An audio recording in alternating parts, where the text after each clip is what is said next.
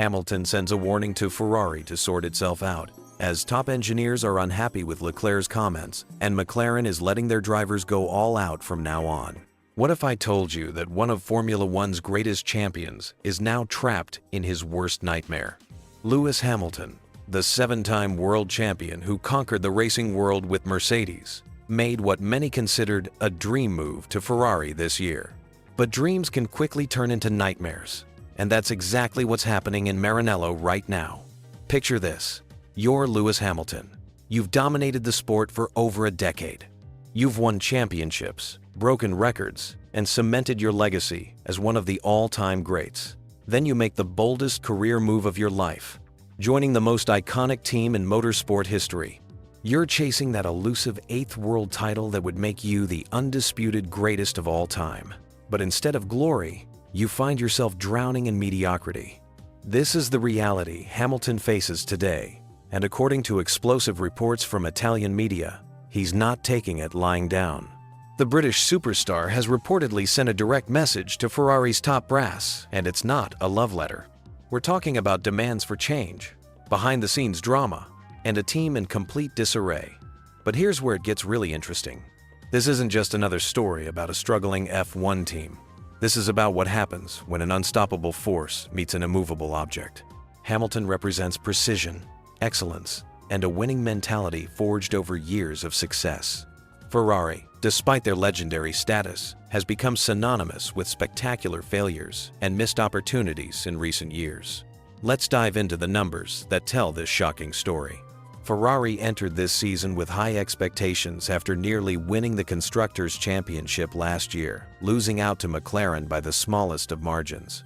They had momentum, they had speed, and they had added the greatest driver of the modern era to their lineup.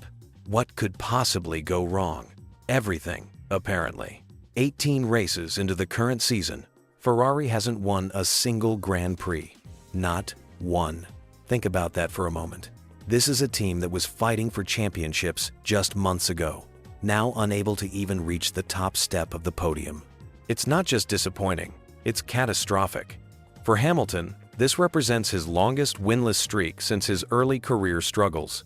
The man who was regularly winning races and competing for titles with Mercedes now finds himself fighting for scraps in the midfield. He hasn't even managed a single podium finish with his new team. Imagine the frustration of knowing you have the talent to win, but your machinery simply won't allow it. But Hamilton isn't the type to suffer in silence. According to reports, he's compiled a comprehensive analysis of Ferrari's problems and delivered it straight to the team's senior management. This isn't just casual feedback. This is a 7-time world champion telling one of motorsport's most prestigious organizations exactly what they're doing wrong. The report allegedly focuses on fundamental issues with the team's methods and procedures.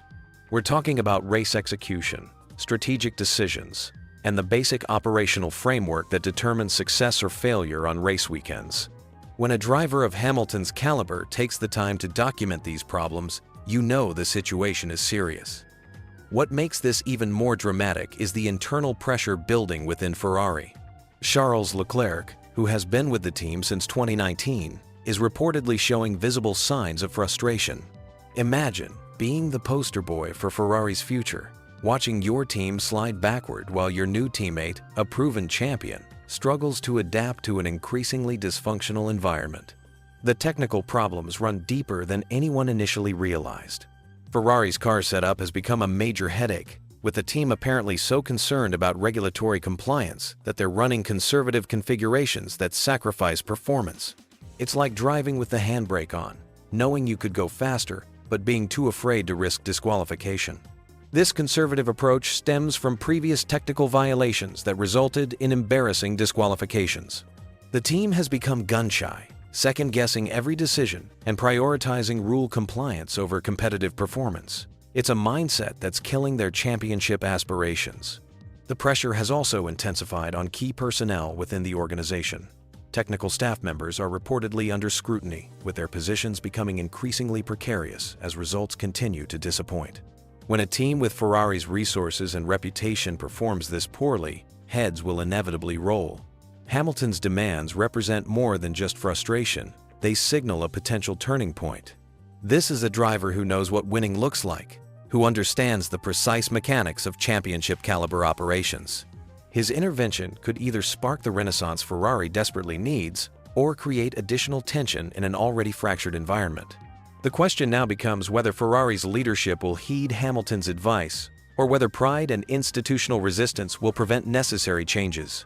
The team has a history of being set in their ways, sometimes to their own detriment. But when Lewis Hamilton speaks, smart organizations listen.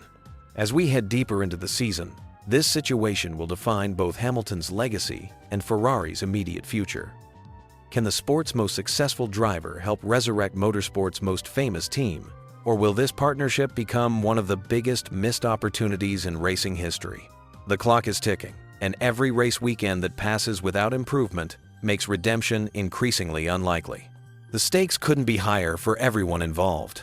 What happens when one of Formula One's most passionate fan bases turns against their own team? The Ferrari drama unfolding right now is absolutely explosive, and it's tearing at the very heart of the prancing horse. Buckle up, because this internal civil war might just decide the future of Scuderia Ferrari. Picture this scenario. You're Charles Leclerc, one of the most talented drivers on the grid, and you've just watched your team fall behind not just McLaren and Red Bull, but now Mercedes too. You're frustrated. You speak your mind honestly to the media, and suddenly your own engineers are reportedly furious with you. That's exactly what's happening at Ferrari right now, and the fallout is getting messy. Let me paint you the full picture of how we got here. Ferrari has been struggling massively in recent races, going 5 consecutive Grands Prix without a single podium finish. That's absolutely brutal for a team with their championship pedigree. Meanwhile, their competitors are surging ahead. Max Verstappen has been dominant again, winning 2 of his last 4 races and never finishing lower than second. Mercedes has found their groove with George Russell taking victory in Singapore. And McLaren? They've already secured the Constructors' Championship with 6 races still remaining. For Leclerc, watching this unfold from the cockpit of an underperforming Ferrari must be absolutely heartbreaking. After that disappointing Singapore Grand Prix where he finished 6th and his teammate finished 8th due to braking problems, Leclerc didn't hold back. His assessment was brutally honest and completely devastating for Ferrari's image. He essentially said that Mercedes has now reached the same competitive level as McLaren and Red Bull, leaving Ferrari as the odd one out. But here's where it gets really interesting. He didn't just criticize the car's performance. He went further, saying it feels like they're just passengers in their own vehicles, unable to extract any additional performance. That's a driver basically admitting he's powerless to make his car competitive. Now, here's where the drama really explodes. Italian media outlets started reporting some absolutely explosive claims about the internal reaction to Leclerc's comments. According to these reports, there are Ferrari engineers who are genuinely angry with their own driver for his uncompromising criticism of both the car and how the team manages it. Even more concerning, there are claims that relationships between different departments within Ferrari have become seriously strained. Think about the psychology here for a moment. You've got engineers who have poured their hearts and souls into developing this car, working countless hours to try and make it competitive. Then their star driver goes public with criticism that essentially questions their competence. That's got to sting on a personal and professional level. But here's the fascinating twist in this whole situation. Team principal Fred Vasseur has come out swinging to defend team unity. He's essentially trying to put out this internal fire before it completely consumes the organization. His response ahead of the United States Grand Prix was carefully crafted to project strength and solidarity. Vasseur acknowledged that Ferrari hasn't maximized their car's potential in recent races, which shows he's not in denial about their performance issues. But he made a point of emphasizing that the team remains united and fully determined to turn their situation around. That's classic damage control, but it also reveals just how serious this internal discord must be for him to address it so directly. The timing of this controversy couldn't be worse for Ferrari. They're currently sitting 3rd in the Constructors' Championship, trailing Mercedes by 27 points for 2nd place. With McLaren already crowned champions, that 2nd place battle represents their only remaining shot at salvaging something meaningful from this season. What makes this situation even more complex is the upcoming challenge at the Circuit of the Americas. This track demands absolute precision from both the engineering setup and driver performance. The sprint format adds another layer of difficulty, giving teams just one free practice session before diving straight into competitive sessions. For a team already struggling with internal tensions, this could either force them to come together or completely fall apart. Looking at the bigger picture, this Ferrari drama represents something much deeper than just a bad run of results. It's about the pressure cooker environment of Formula One and how quickly success can turn to failure. Ferrari has always been an emotional team, driven by passion that can be both their greatest strength and their biggest weakness. The question everyone's asking now is whether Vasseur can actually keep this team together. Can he bridge the gap between frustrated engineers and an honest but critical driver? Can Ferrari find the performance they desperately need while dealing with these internal relationship problems? What's particularly interesting is how this mirrors other great Ferrari controversies throughout their history. This team has always been prone to internal drama, but they've also shown an incredible ability to bounce back when they truly unite behind a common goal. The United States Grand Prix will be absolutely crucial for Ferrari's immediate future, not just in terms of points and championship position, but as a test of whether this team can actually function as the united front Vasseur claims they are. If the internal tensions continue to simmer, it could completely derail their remaining season and raise serious questions about their long-term prospects. One thing's for certain, Ferrari never does anything quietly, and this latest controversy proves that the passion that makes them so beloved can also make them their own worst enemy. What if I told you that one of Formula One's most successful team principals just walked away with a $100 million payout and is now plotting his return to the grid? Christian Horner's dramatic exit from Red Bull has sent shockwaves through the paddock, and while everyone's talking about Ferrari, the real story might be something completely different. For 2 decades, Christian Horner was the mastermind behind Red Bull's incredible success. 8 drivers' championships, 6 constructors' titles, and a reputation as one of the sharpest minds in motorsport. But after the British Grand Prix, everything changed. Oliver Mintzlaff made his move, bringing in Laurent Mekies to replace Horner's operational roles. Within weeks, Red Bull had completely severed all ties with their former team principal. But here's where it gets interesting. That exit package reportedly came with a price tag of around $100 million, and Horner will be free to return to Formula One by mid-2026. The question everyone's asking is, where will he land?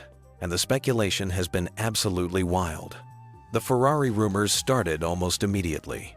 John Elkann supposedly having second thoughts about Frédéric Vasseur despite just extending his contract. The timing seemed perfect with the new regulations coming in 2026. Exactly when Horner becomes available.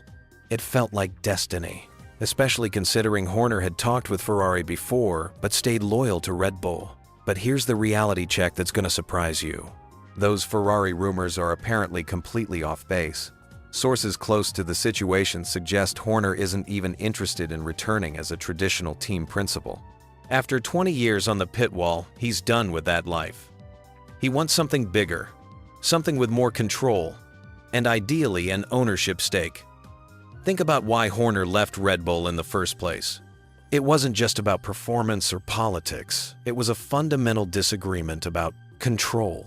Horner wanted to maintain his grip on the Milton Keynes operation, while Mintzlaff and Helmut Marko pushed for greater Austrian oversight. When Mintzlaff won that battle, it became clear that Horner's vision of total team control wasn't compatible with modern Red Bull's structure. Now apply that same logic to Ferrari. The Italian team has a long history of treating team principals as replaceable figureheads. Even Vasseur's new contract extension only matches the tenure of his predecessors Mattia Binotto and Maurizio Arrivabene, who both lasted 4 years. Ferrari's ownership structure, with over 68% publicly traded shares, makes it virtually impossible for Horner to get the equity position he's reportedly seeking. So where does that leave us? Well, Horner has apparently been making calls to pretty much every team owner on the grid. Andy Cowell from Aston Martin joked about it during the Singapore Grand Prix weekend, though Lawrence Stroll quickly shut down any speculation about operational or investment roles. The Haas situation is particularly interesting. There was an exploratory meeting, but it was through intermediaries rather than direct contact.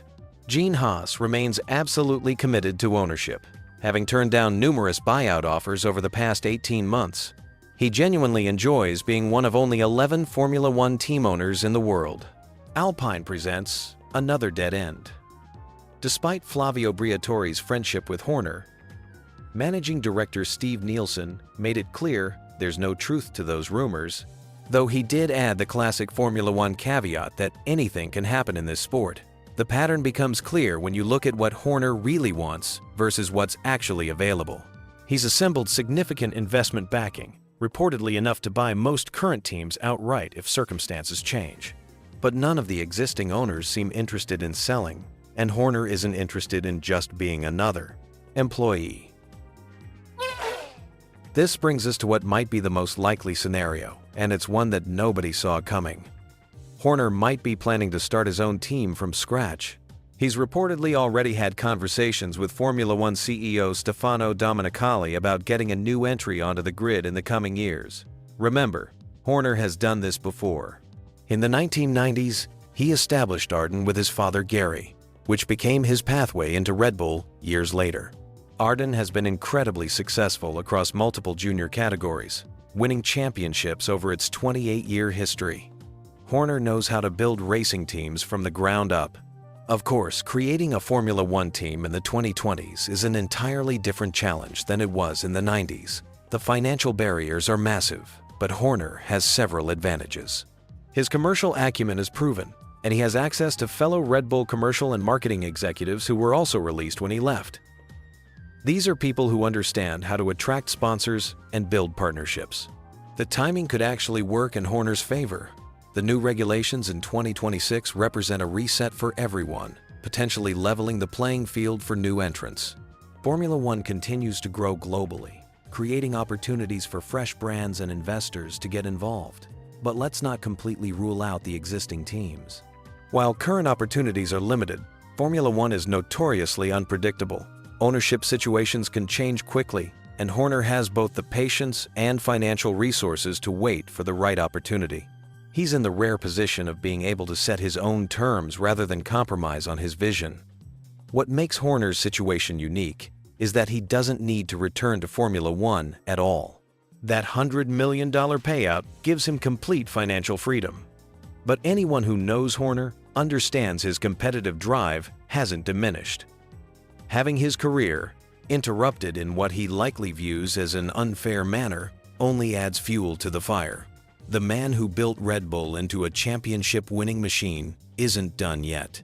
Whether it's through starting his own team, finding the right ownership opportunity, or waiting for circumstances to change at an existing team, Horner's return to Formula One feels inevitable.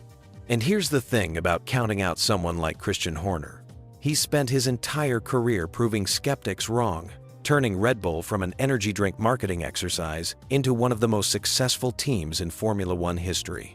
When someone with that track record starts making moves with significant financial backing, smart money says they'll find a way to succeed again.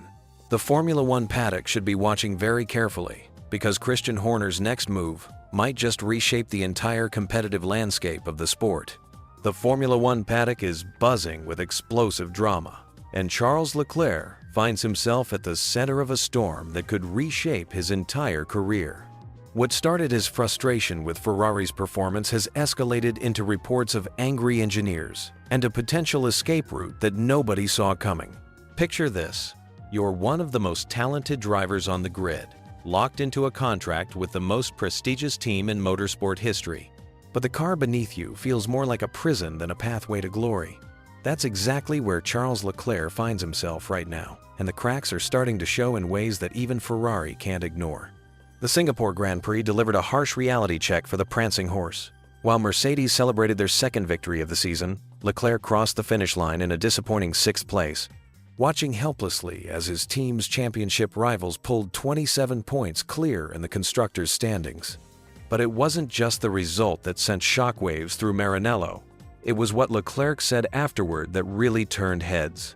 Standing in the paddock at Marina Bay, the usually diplomatic Monegasque driver dropped all pretense and delivered a brutal assessment that cut straight to the heart of Ferrari's problems. He openly admitted that Ferrari simply doesn't have the machinery to compete with the frontrunners anymore, describing the feeling of being nothing more than passengers in their own racing cars. This wasn't just disappointment talking. This was a driver reaching his breaking point after years of unfulfilled promises and missed opportunities. Leclerc went further, acknowledging that Mercedes had caught up to both McLaren and Red Bull, leaving Ferrari isolated at the back of the leading pack with nowhere to hide. The fallout from these comments has been swift and severe. Italian media reports suggest that engineers within Ferrari are genuinely angry with Leclerc's public criticism of their work and management decisions. The usually tight-knit atmosphere at Maranello has reportedly become strained, with tensions rising between different departments as finger-pointing replaces the collaborative spirit that once defined the team. This internal discord represents more than just hurt feelings. It signals a fundamental breakdown in the relationship between driver and team that could have far-reaching consequences for everyone involved. When your star driver publicly questions not just the car's performance, but the entire management structure, you know you've reached a critical juncture. The situation has become so volatile that Leclerc's own manager has begun preparing contingency plans. Nicolas Todt has made it clear that if Ferrari doesn't show significant improvement when the new regulations reset the playing field next season, they'll start exploring alternative options for when Leclerc's contract expires in 2027. This isn't idle posturing. This is a serious warning shot across Ferrari's bow. Leclerc has spent years loyal to the Red Team, turning down opportunities elsewhere in the belief that Ferrari would eventually give him a championship-winning car. That faith is being tested like never before, and patience is wearing thin on both sides. Enter Mario Andretti and Cadillac, offering an unexpected lifeline that nobody saw coming. The legendary American driver and current board member of the incoming Cadillac Formula One team has publicly declared his admiration for Leclerc and his willingness to offer him a fresh start away from the pressures and politics of Maranello. Andretti's enthusiasm for signing Leclerc is palpable. He sees in the Monegasque driver exactly what Ferrari seems to be taking for granted: a race winner and potential champion who just needs the right machinery to showcase his talents. The American legend believes Leclerc possesses all the qualities necessary to deliver championships, if only he can escape the constraints of his current situation. However, there's a significant catch to this potential fairy tale ending. Cadillac acknowledges they need several years to develop their program before they can realistically compete for victories, let alone championships. While Andretti would welcome Leclerc with open arms tomorrow, the team needs time to build the infrastructure and develop the technology required to challenge for titles. This timeline creates a fascinating strategic dilemma for Leclerc and his management team. Do they wait for Cadillac to become competitive, potentially missing other opportunities in the process? Or do they explore other established teams that might offer more immediate chances for success? The broader implications of this situation extend far beyond one driver's career choices. We're potentially witnessing the end of an era at Ferrari, where driver loyalty and team prestige once guaranteed long-term partnerships regardless of short-term results. Modern Formula One operates under different rules, where performance trumps tradition and drivers have more leverage than ever before. Leclerc's situation also highlights the changing dynamics of team-driver relationships in contemporary motorsport. Social media and constant media coverage mean that private frustrations quickly become public knowledge, and teams can no longer rely on institutional loyalty to weather difficult periods. The next few months will be crucial in determining whether Ferrari can salvage their relationship with Leclerc, or whether we're watching the beginning of the end of one of Formula One's most promising partnerships. The Italian team faces a stark choice: deliver immediate improvements or risk losing one of their most valuable assets to ambitious newcomers like Cadillac. For Leclerc, the decision ahead represents more than just a career move. It's about choosing between the security of racing for motorsport's most famous team and the uncertainty of helping build something entirely new. Sometimes the biggest risks lead to the greatest rewards, and Charles Leclerc might just be ready to take that leap of faith. What if I told you that one of Formula One's greatest champions just dropped a bombshell about Lewis Hamilton's Ferrari journey that could change everything we thought we knew about driver adaptations? Buckle up, because this revelation might shock you. Mika Häkkinen, the legendary two-time world champion, just delivered some eye-opening insights that paint a completely different picture of Hamilton's struggles at Ferrari.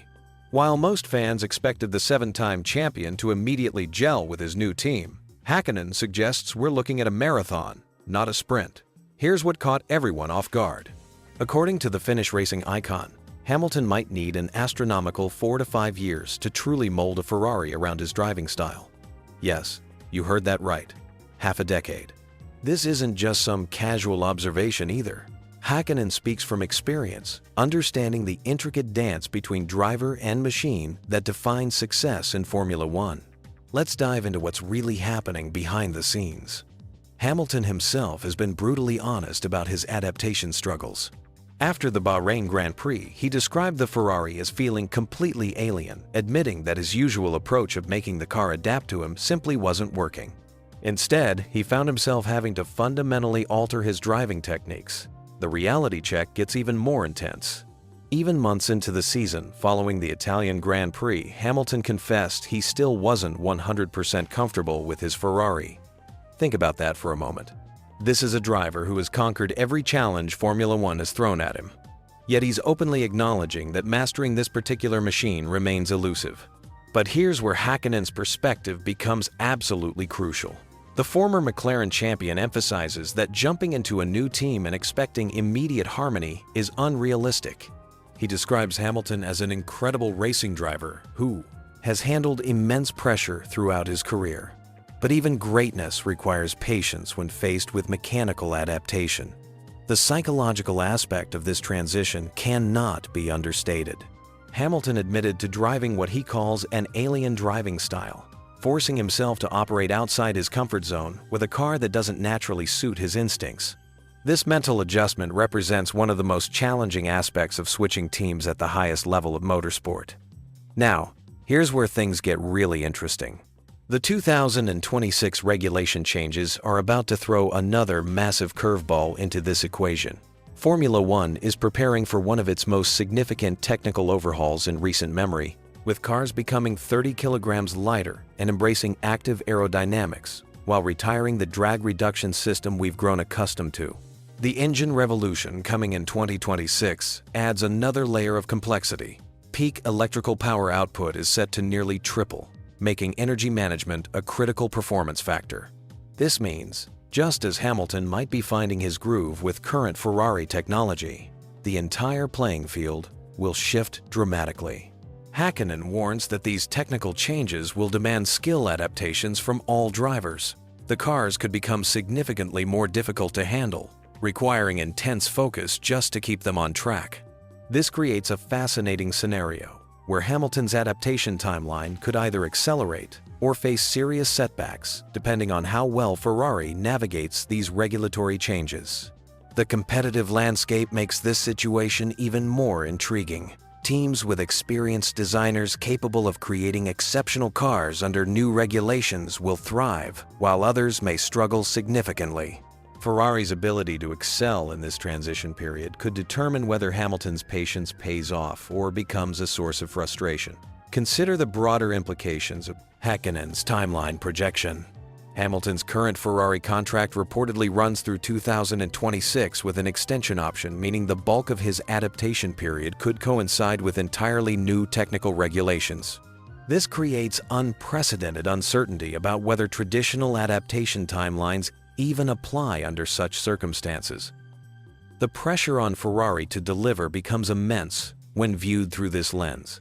They're not just trying to build a car that suits Hamilton's current driving style. They're simultaneously preparing for a technical revolution that could render current adaptations irrelevant. This dual challenge represents one of the most complex engineering and sporting puzzles in modern Formula One. What makes this situation particularly compelling is Hamilton's legendary status. He's achieved everything possible in Formula One, yet finds himself in uncharted territory, learning to master machinery that feels foreign after decades of racing excellence. His willingness to acknowledge these struggles publicly demonstrates remarkable humility and determination. The Ferrari faithful must grapple with the reality that their newest superstar signing might need years to reach peak performance. This timeline challenges expectations of immediate success and requires a fundamental shift in how we evaluate Hamilton's Ferrari tenure. Häkkänen's insights force us to reconsider our understanding of driver adaptations in modern Formula One. The complexity of current machinery, combined with rapidly evolving technical regulations, creates adaptation challenges that extend far beyond anything previous generations of drivers faced. So, here's the million-dollar question. Will Hamilton's legendary determination and Ferrari's engineering excellence overcome these unprecedented challenges? Or will the convergence of adaptation difficulties and regulatory changes create an insurmountable obstacle? Only time will tell. But one thing's certain, we're witnessing one of Formula One's most fascinating experiments unfold in real time.